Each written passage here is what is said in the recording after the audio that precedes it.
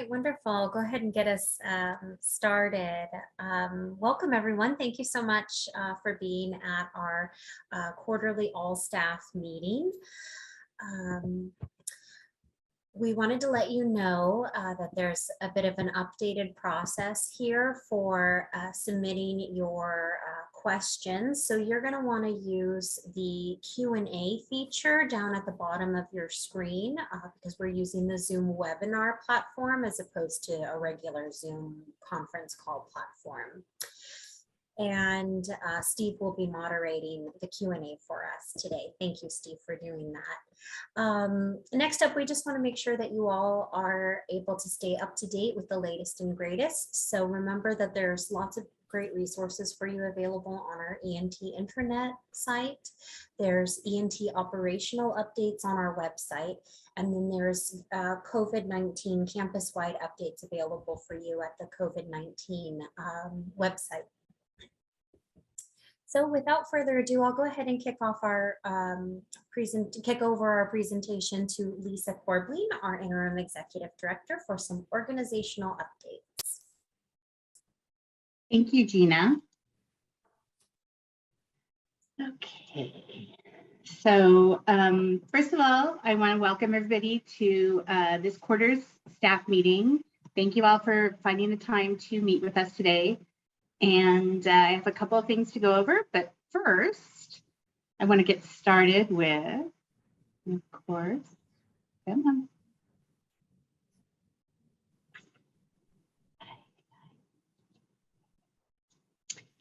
introducing our new employees. So our first new employee is Antonio Brown, who works for Commuter and Parking Services. Next, we have Brian Campillo, who has come back to us after having graduated a couple of years ago to Commuter and Parking Services. We welcome Ashley Crow to the Events Office. Michelle Miller, also in the Events Office. Yvonne Popico, who literally started last Monday in Central Administration, working in HR. Monica Siasoko, also from the Events Office. Elizabeth Stocks, who's new to Fleet and Transit. Bo Suzo, also of Fleet and Transit. And Caroline Urig from Commuter and Parking Services. Welcome, everybody. We're very glad to have you with us, and you timed it really well because we are going to be having our annual employee celebration coming up next week. It's going to be once again in Dixon Court South, and this year, once again, it is going to be for employees only, no family. We are hoping that by next year we can bring it back to Sunset Rec and be able to have family, but still it's going to be great. We're going to have a wonderful barbecue picnic and all of our games. In fact, Robin has gotten some new games. I think we're introducing pickleball for the first time this year. So I've heard of pickleball. I've never played pickleball, so it'll be interesting to see how that all works out. But we hope to see all of you next week at our annual employee celebration. I also want to talk a little bit about what's going on with E&T office space. Some of you may have heard that we have been requested from the campus to free up some space for some critical functions. The Student Basic Needs Center is expanding, and UCLA Fire and the Office of Emergency Management have ran out of space upstairs in the Strathmore building. So because our in-office staffing has shrunk, we can make room for them to do this. So at this point in time, the Basic Needs Center is proposed to move into 190 and 185, which are basically where IT was, where mobility planning and traffic systems is currently, where training and organizational development is currently, and also Eric and some others. So those people will be moving into the E&T central admin areas and the AR areas. And that is eminent because the Basic Needs Center wants to have at least a soft opening when the fall quarter starts in late September. UCLA Fire and Office of Emergency Management are proposed to move into 102 and 106, which is basically where Events Office and Fleet and Transit Administration is right now. And those people will be moving into the current citation review and adjudication space, as well as into the current flex work areas. So thank you all for making this work. These are critical functions to the campus, and we really appreciate everybody's willingness to be a little bit flexible so we can make room for these people. And last but not least from my presentation is a little video that we put together about all of our seniors and or graduates this year. So with that, here we go.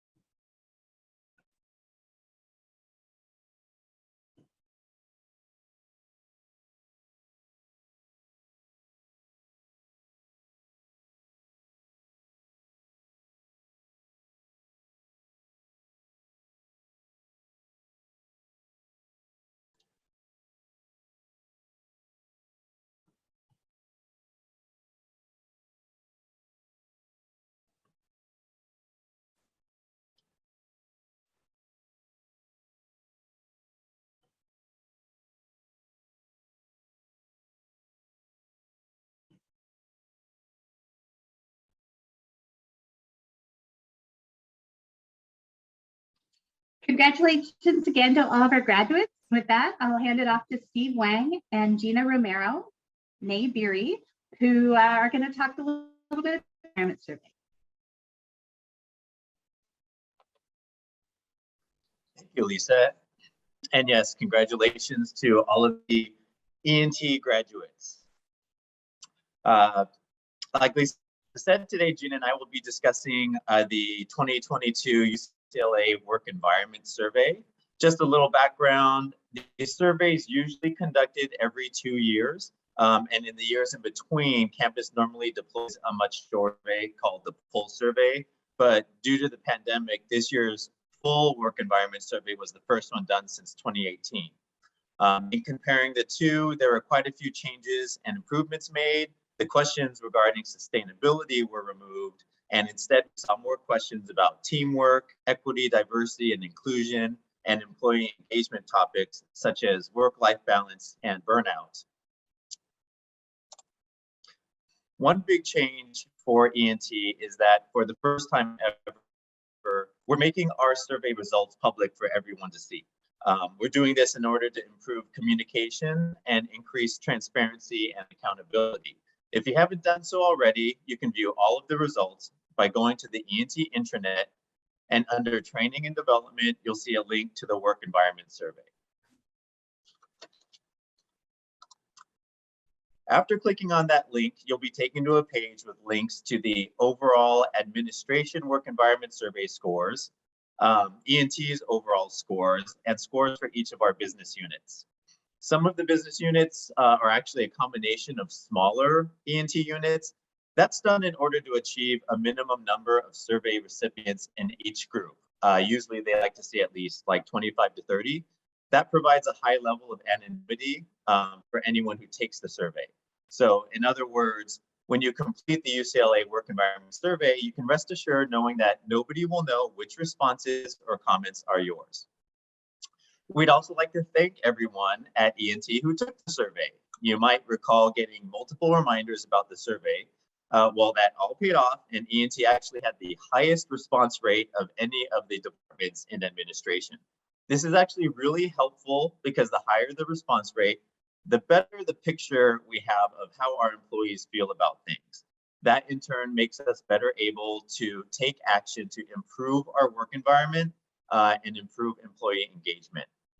Speaking of that, now I'll hand over to Gina to discuss upcoming initiatives related to the work environment survey. Great, thank you so much, Steve. Yeah, so I'll just spend a few minutes talking to you all about the next steps.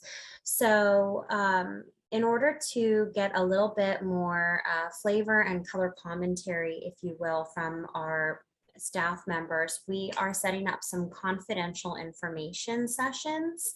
That's just what we're calling them, so that we can hear from a group of randomly selected staff members about get some more details and get some more anecdotal evidence, if you will, so that we can use that to advise us as we move forward and seek to make progress and changes and revisions and things like that. So of this group of staff members that have been selected to participate, again, it was a random process. It's about 50% of policy covered, represented, and student supervisors that have been selected to participate here. And then the folks that are going to be hosting these info sessions are members of our senior management team and several, not all, but several of their direct reports. So stay tuned. We've already sent out some communication to some of those involved. Calendaring will be coming up. We're trying to get through June and then hopefully get this kicked off in July. And then what will happen at that point in time is that, the information will, the answers to some of the questions that will be asked, there's like maybe 6 or 7 questions. Themes will be taken from the employee sentiment, and then from there we'll be planning improvements. So there'll be a whole thing, lots of meetings and good coming together on, hey, how can we not just talk about making changes, but actually make changes and improvements and things like that. So we're really looking forward to it. And if there's any questions on that, please feel free to submit via the Q&A. Steve's on point to grab up any of those questions you all may have. But we're really looking forward to this, and we thank everyone in advance for being a part of this. And then the next thing that I wanted to cover is that we have an application extension for the tag along program. So the goal with the tag along program, and this really, this was in the works just around the time that the workplace environment survey was coming out. But, once that came out and we saw the data in terms of, rankings and things like that, we thought, wow, this is such a relevant thing. This is going to be really good. So tag along program, the goal is to provide staff members with the opportunity to partner with a colleague from a different unit and learn about their roles and responsibilities. So in doing this, we're hoping to get allow staff members to expand their knowledge of other units, how the different units in E&T interconnect with one another and with our department at large, kind of get a big picture view, and then of course collaborate and foster teamwork within the organization. So all the information you're going to need for this is on the intranet in the training and development section. And you now have a nice extension there for your application. We're doing the applications just so we can kind of do the partnering and make sure that it's robust and hitting the nail on the head for everyone that wants to participate. So if you're interested, feel free to reach out to Robin or myself and get those applications in by August 1st. We hope to see you in the program. And now I'll turn it over to Chinsa. Thank you, Gina. Let me share my screen. Good morning, everyone. From Lisa and the entire senior management team, we want to thank the E&T team members who have contributed to the success of commencement and made commencement a memorable experience for the graduates and their families. It takes a village to plan and execute this campus-wide event, and Events and Transportation came together to get the job done. Here are some numbers to highlight the magnitude of collaboration to make commencement come to life. Over 1,500 events office event manager hours worked that started in January. Over 400 UCLA staff worked on site. Over 40 vendors coordinated by the events office. over 70 commencement ceremonies and activities, over 15 campus locations, over 21,100 permits sold through Bruin ePermit, pay stations, and the Park Mobile app. This year, we have the highest number of permits sold during commencement ever. Over 80,000 guests attended, and over 15,000 students participated in commencement. Now, let's get to the fun part of my presentation. Photos of some team members working during commencement.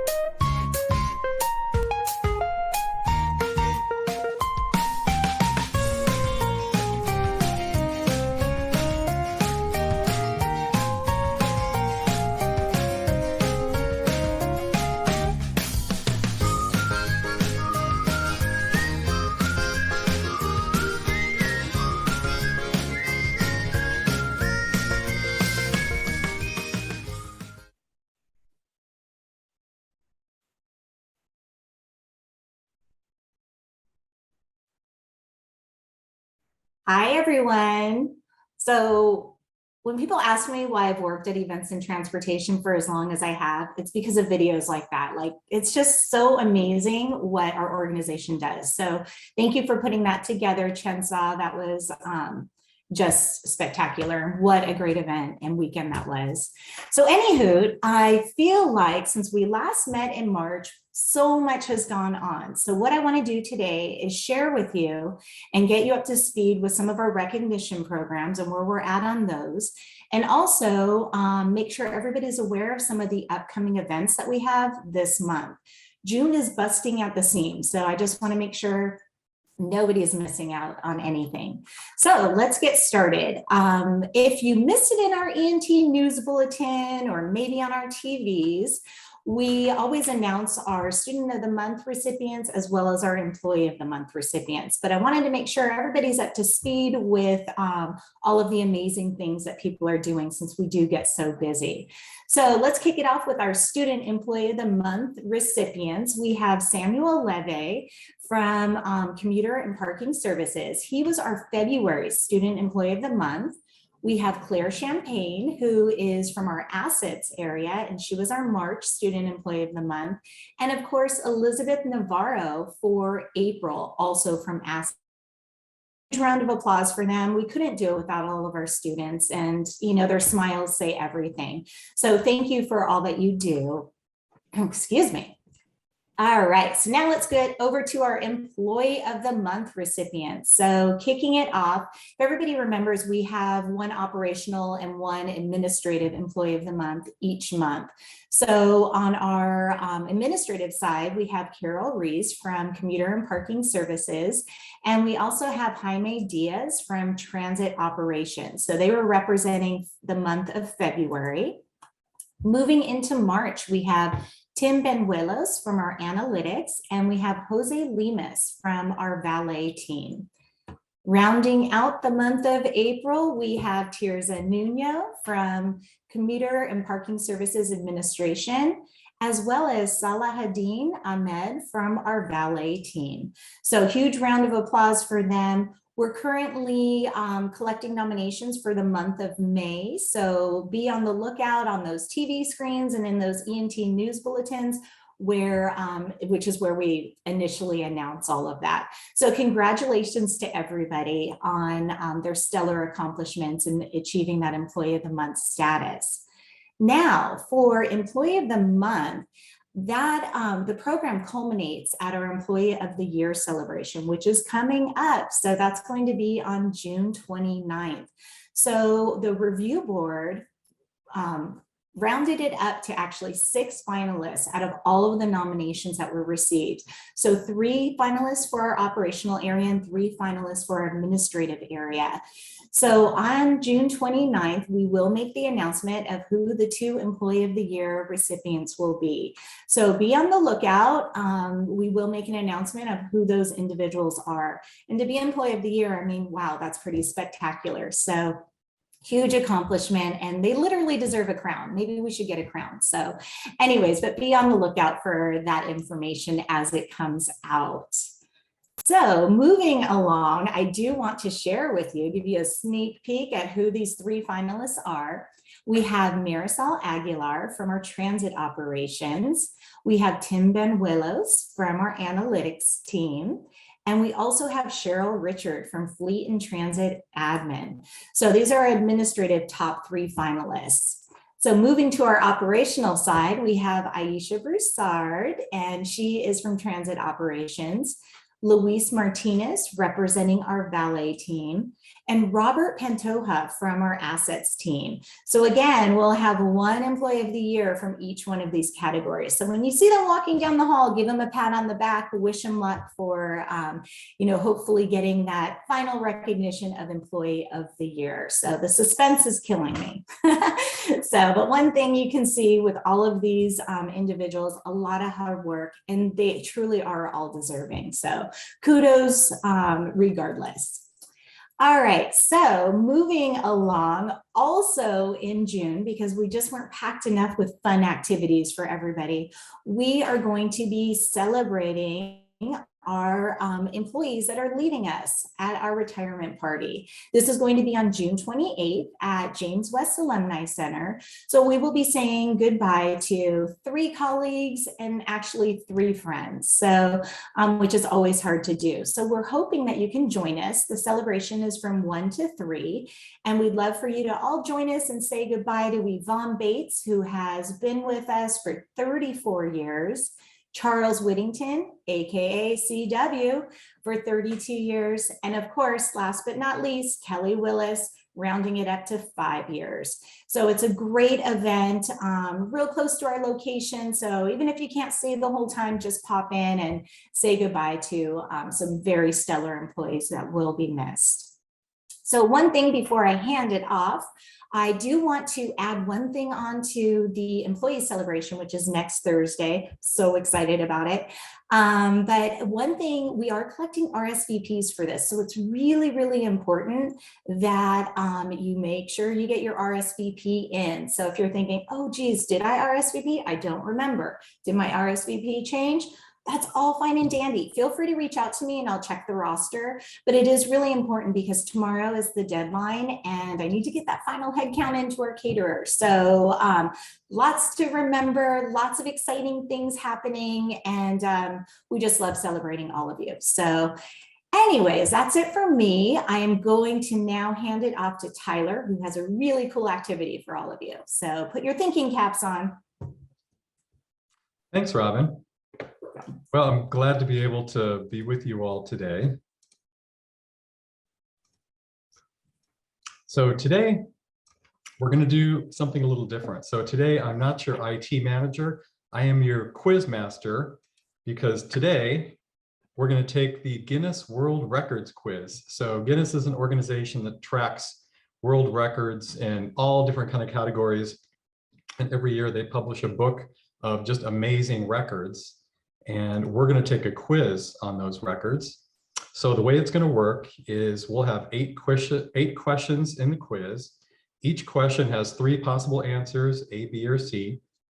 Put your answer in your chat, and as we go along, keep track of how many right answers you have. And most important of all, have fun.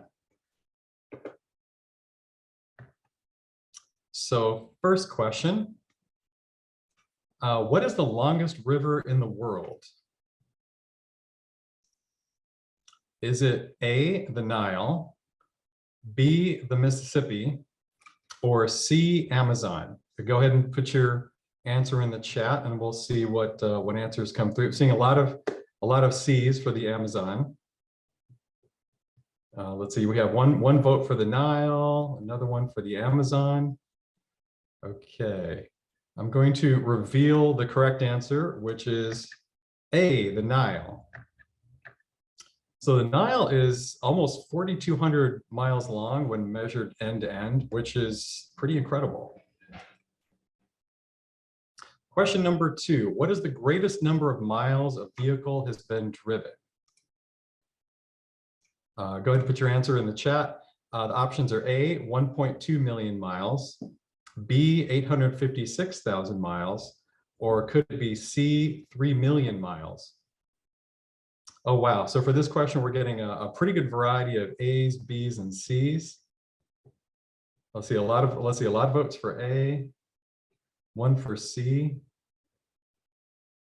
Let's go ahead and uncover the correct answer, which is C. So yeah, Irv Gordon in 2014 set the record in his 1966 Volvo. It's kind of amazing that a car that old could actually break that record, but there you have it. Question number 3, who made the largest number that was formed by people? Now this question, what we're looking for is we want to know what was the biggest group of people that ever formed themselves into the shape of a number? Believe it or not, people have done that. Is it A, USC, B, a Russian youth group, or C, UCLA? Please put your answer in the chat. Let's see, I think I'm seeing a few more C's for UCLA. Let's see, there's a B for the Russian youth group. B at the point of a gun. Good answer, Kelly. Let's see, we're getting a lot of B's and C's. Let's find out what the correct answer is. B, Russian youth group. So this was a group in a certain area of Russia that was celebrating the 450th anniversary of that part of the country. So that's why you see them forming that number 450 on the athletic field there. And there were 7,511 people. Now, UCLA actually attempted the record in 2018, kind of in preparation for the centennial. And I think they had about 1,000 people spelling out the number 100. So it was a great attempt, but didn't quite make the record. Question 4, what is the hottest pepper in the world? Is it A, the Trinidad Moruga scorpion, B, the Carolina Reaper, or C, question C, 7-pot douglas? Yeah, go ahead and put your answer in the chat. I'm seeing a lot of B's. Let's see, an A, not seeing any C's. A, B. It looks, yeah, we're definitely getting a lot of A's and B's. Okay, I think it's time to uncover the correct answer. B, the Carolina Reaper. The Carolina Reaper, and there's a picture of it. It looks pretty harmless, but it's not. It's actually it's 200 times hotter than a jalapeno pepper, and it clocks in at 2.2 million Scoville units, and that's kind of a measure of heat. I think we should definitely consider adding the Carolina Reaper to the hot sauce challenge for this year. Question number 5, what is the largest Pez dispenser collection in the world? And I'll give you a hint, it's not mine. I do have a Pez collection, but I'm not at this level. So is it A, 17,000, B, 22,000, or C, 15,000? Let's see what answers are coming through. Again, we've got a pretty good variety of A's and B's and C's coming in here. I like your comment there, Kelly. Yes, I put this quiz together, so we're focusing on some areas of interest for me, that's for sure. Okay, let's take a look at the real answer. The correct answer is A, 17,000. So this record was set by Jim Blaine, and he's been collecting since 1999. So just by way of comparison, my collection is 400. So I've got a little ways to go to beat Jim, but that's going to be my goal. Question 6, which building is the tallest in the world? Is it A, the Shanghai Tower, B, the Burj Khalifa, or C, Central Park Tower? Put your answer in the chat and we'll see where it lands. Let's see, we're getting a lot of B's, a couple A's are coming through. Another vote for B. Okay, we finally did get a vote for C. So one vote for C, a couple more votes for B. Okay, I think the moment has come to uncover the correct answer, which is B, the Burj Khalifa. And some of you might recognize it. It was in one of the Mission Impossible movies where Tom Cruise was actually, I think he was rappelling down the side of the Burj Khalifa, which is pretty scary to think about because it's over 2,700 feet tall and 163 floors. So pretty incredible building. Question 7, what is the record for the most hula hoops spinning at the same time? Now, these would be one person spinning as many hula hoops as possible. Is it A, 75, B, 112, or C, 200? To me, I think the ability to spin even a single hula hoop is pretty impressive because I can't do one. So anything more than one is very impressive. So you're getting a lot of A's and B's. We got one vote for C. Let's see if we got a B. We got a few here. Got some hula hoop fans here. So let's find out which answer is correct. Correct answer is C, 200. Believe it or not, that record was set by Marawa Ibrahim. So she's kind of an athlete and an entertainer and a performer. And she travels all around the world entertaining groups of people. And this is one of the many talents that she has. She also has the world record for the fastest mile run while spinning a hula hoop. She was able to do it in 8 minutes, which is, yeah, an 8-minute mile that's a pretty good time for a mile, even if you're not spinning a hula hoop. So very, very impressive record. The final question, question 8. What is the top speed for the fastest car in the world?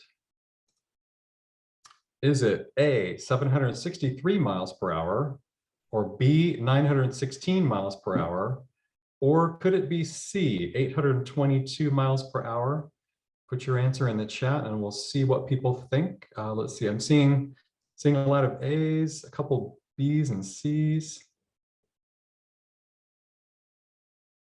Yeah, we're seeing pretty good road legal. Yeah, not so much. No, not street legal. Okay, let's find out what the right answer is. The correct answer is A, 763 miles per hour. So this record was set by Andy Green in 1997, and the car that you see there, it's called the Thrust SSC, and the record was set in the desert in Nevada.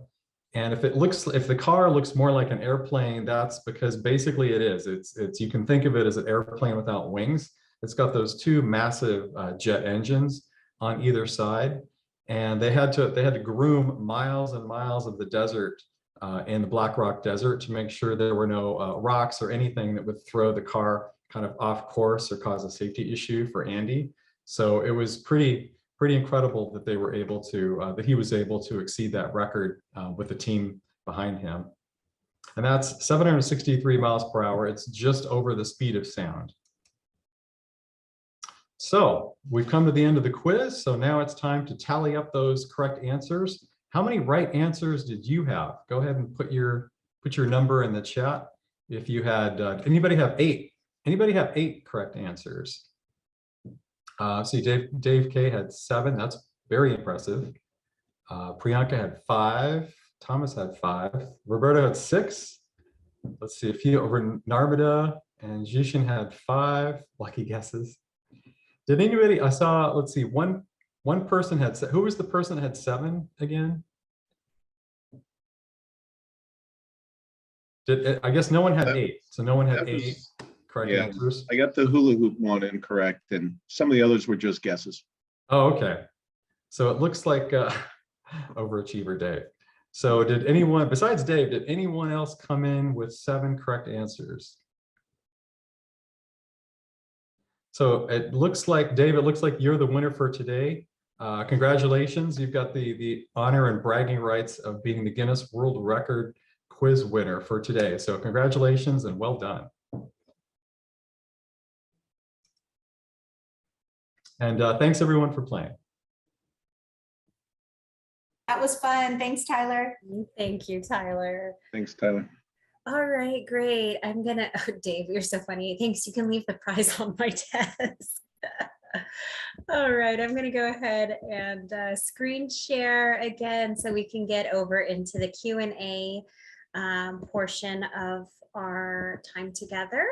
All right, so Steve, I don't know if you're unmuted or not, but I'll go ahead and turn this over to you now. Yep, I'm right here. Looks like there have been 4 questions submitted, and it looks like there is someone who wants to answer at least 3 of them live. Oh, now all 4 of them happens to be Lisa. Lisa, I'm just going to start at the top.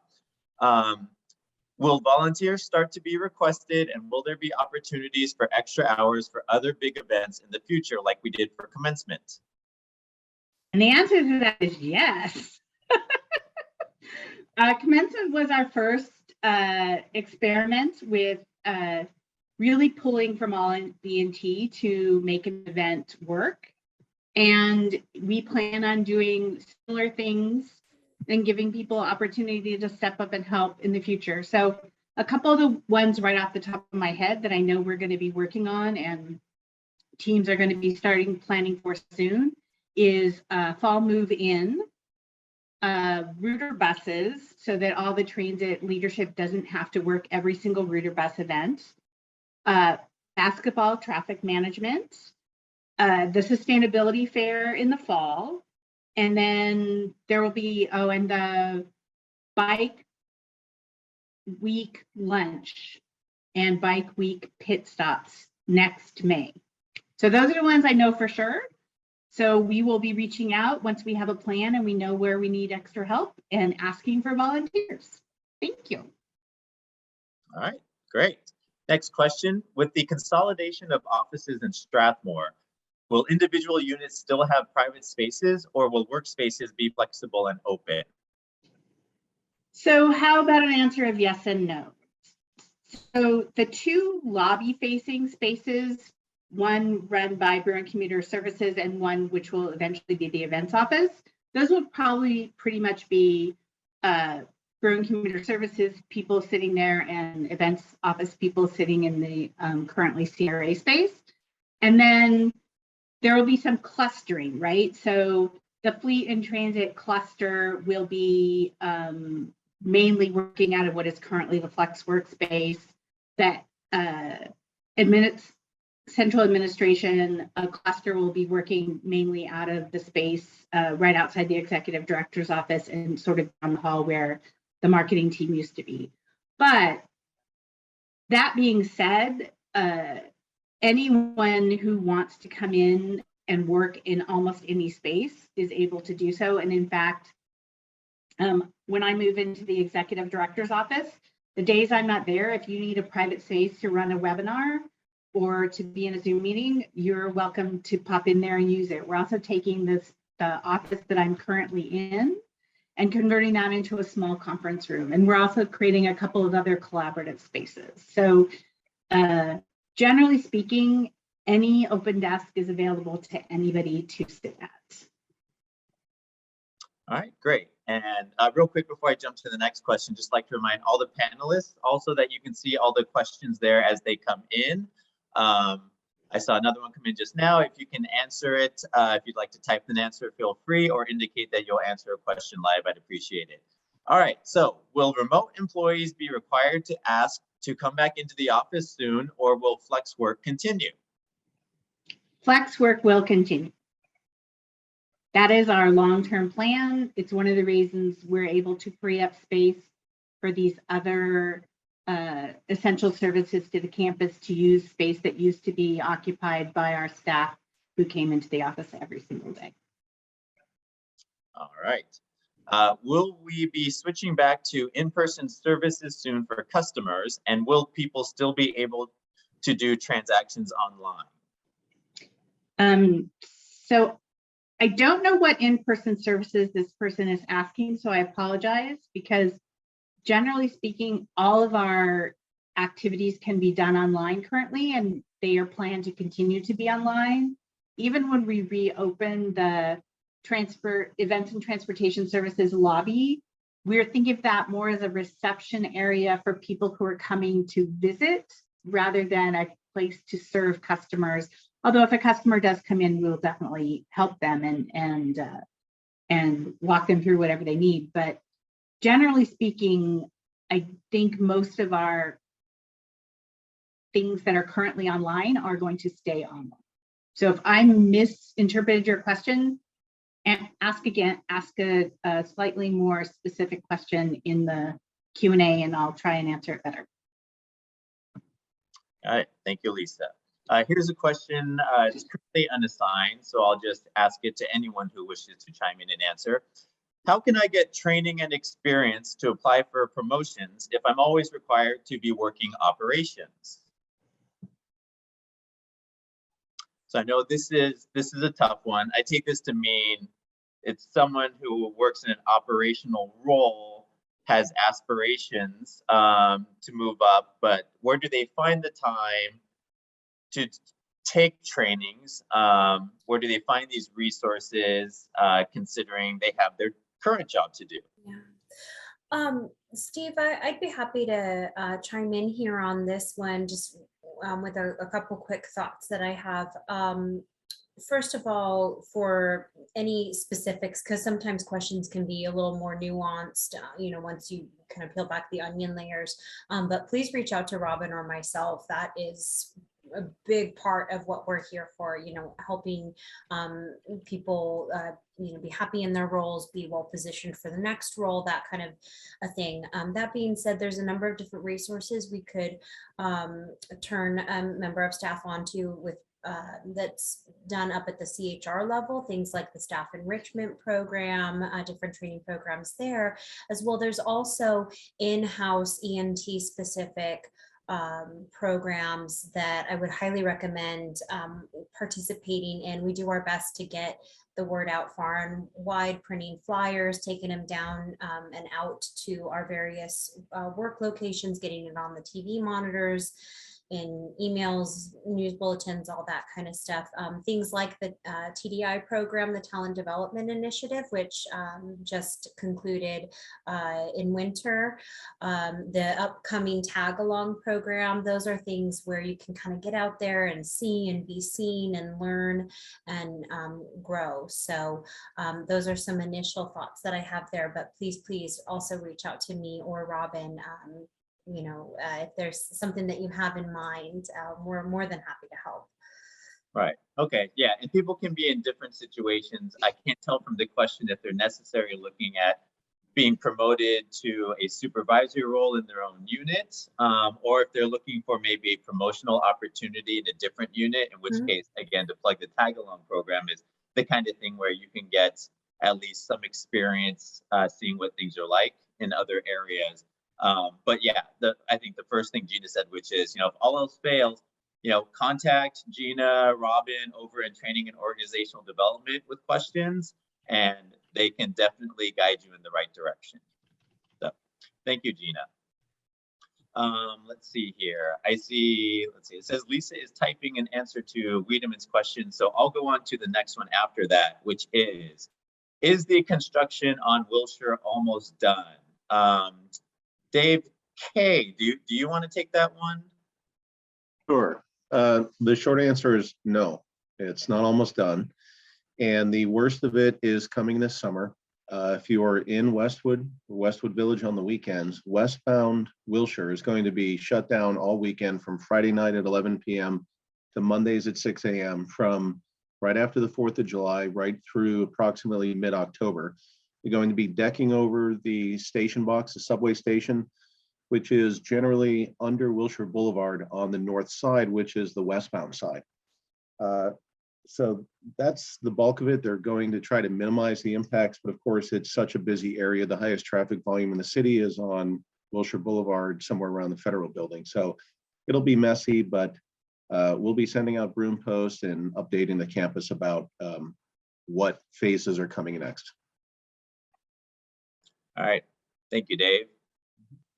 Just doing a quick time check. We're good. Looks like we have about a dozen minutes left, so I'll keep moving forward. Here's a question. Can it be mandatory that supervisors allow employees to use some of their work time on development activities? That is a tough question because every unit and every operation is different. I'm not sure if anyone else has any thoughts and wants to jump in here. Yeah. Gina, looks like you're about to say something. Yeah. So there's some union stipulations and things like that that we need to be cognizant of and work with. One of them that I can think of, it's just top of mind, is that our upcoming tag along program that I mentioned, that one is really specifically not a job shadow program. It's a tag along. So we're happy to talk about details and things like that. But when it comes to supervisors and mandatory time on development activities, I would love to have the opportunity to, work with Veronica and Sarah on that and make sure that we're doing whatever we can for that situation, again, because if we're working with a represented staff member, we just have to kind of make sure we're being cognizant of that. That being said, E&T's kind of philosophy has always been that, yeah, you should get time to develop and grow and learn. And that's part of the application process that most of our offerings have, kind of part and parcel to the program, so that the supervisor can be aware, hey, so-and-so is asking to participate in this program. The time requirement is 2 or 3 hours a month, what have you. That way everyone can be on the same page and things like that. So in terms of the mandatory, we kind of got to take it a little bit case by case, but we do definitely 2 thumbs up support staff members learning, growing, developing at work and things like that. So happy to talk more about maybe getting creative in ways that could be accomplished. Right. Okay. And again, yeah, if you're an employee that feels like, you need some guidance, getting access to resources, again, you can go to our training and organizational development unit. Just want to remind everyone also, some of the questions are being answered with typed out answers, and you can find those under the questions that have already been answered, but I'm pulling from the open questions right now. The next one just says, do we foresee us being in the office Monday through Friday? I'm not exactly sure what this person means. Does anyone else want to take a stab at this? I mean, we have staff on site, every day of the week, but some units are here. Employees are here 2 to 3 days a week. Some are here 5 days a week, and some are not here at all. So we do. Yeah, go ahead, Lisa. I was just gonna say, Clinton, did you want to add something to that? Yeah, I mean, I'll speak for fleet and transit, but I think it kind of applies to events and transportation overall, in that flex work is here to stay. And I just want to sort of acknowledge the reality that I think a lot of our team members may be hearing from other departments. A lot of people have been here for a long time, and so have friends in other departments and such, and they're hearing kind of rumblings about, oh, this department is coming back in person and this department is staying remote and that sort of thing. Every department is making their own decisions about what's best for the functions that they have and the customers that they serve. So I would just encourage, when you're hearing stuff around, it's always helpful to get context, but just to be reassured that in events and transportation, flex work is here to stay for those who are not working in positions that require them to be providing direct service on site every day. Certainly for those folks, you need to continue working on site.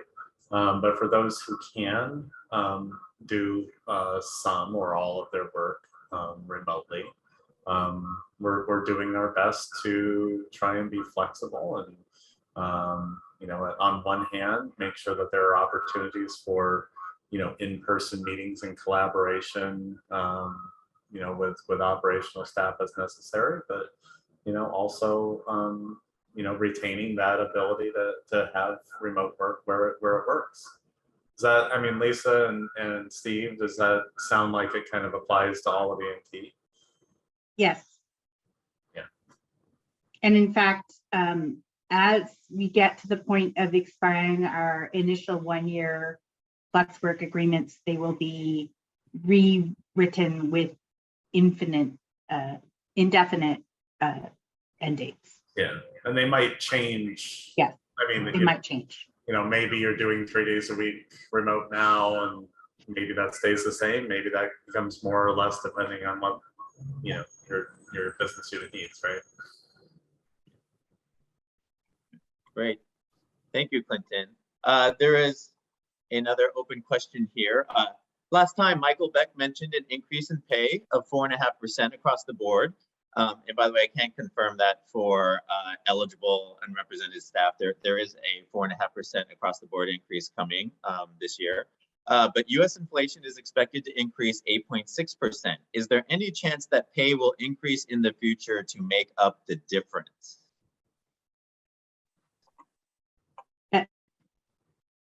Across the board, no.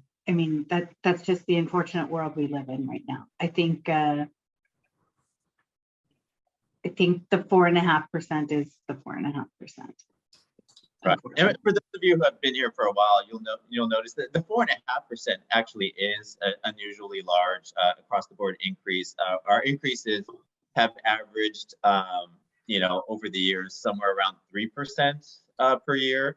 So I actually take this as a reaction to some of the inflation, but no, the 4.5% is what it's going to be this year. We don't really know anything beyond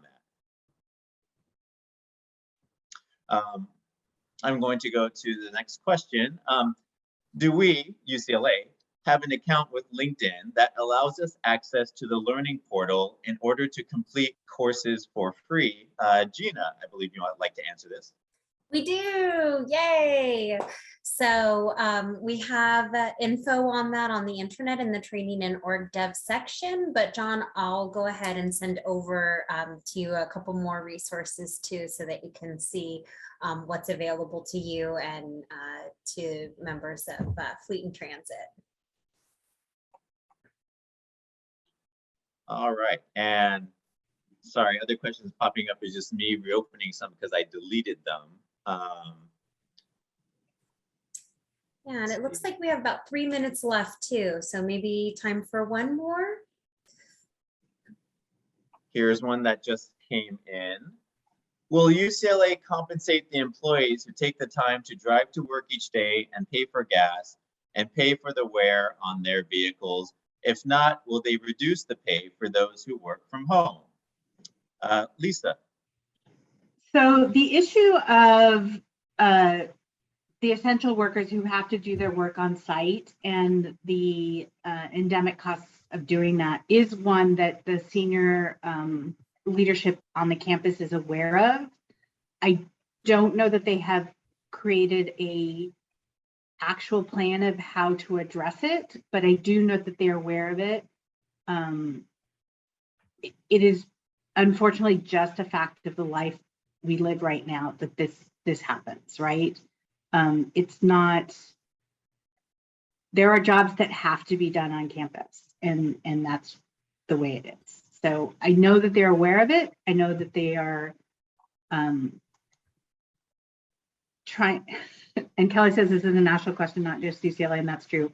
I know that there are some entities that have figured out some solutions, but I don't know that we've identified one here on the UCLA campus. Okay, and let's see. Do we have time for one last question here? I'm going to throw it out there for anyone who has time to stay.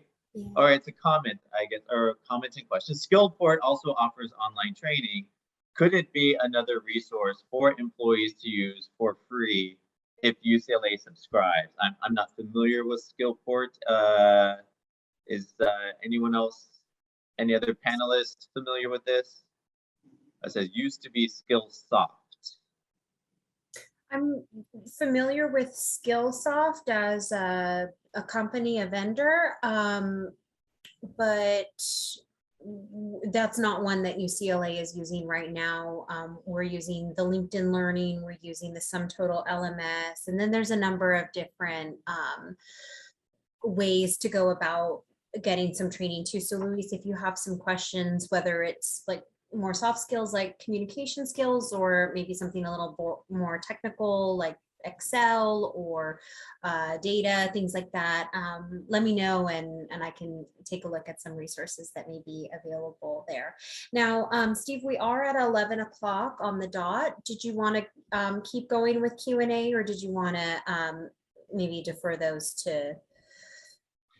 Yeah, no, it seems like we're slowing down now. And then Kelly had a question about email addresses for retirees. So Kelly, we'll get back to you on that. I think Clinton's typing something right now. So if you stick around for a few seconds, maybe you'll see something. Otherwise, yeah, I'd like to thank everyone for coming today. Thank you for the questions. If you have more questions, feel free to, send them to me if you think about something later, or send to the appropriate panelist. All right. Thank you all. And again, congratulations to the retirees and to all the E&T graduates. Thank you, everyone. Bye-bye. All right. Thank you all.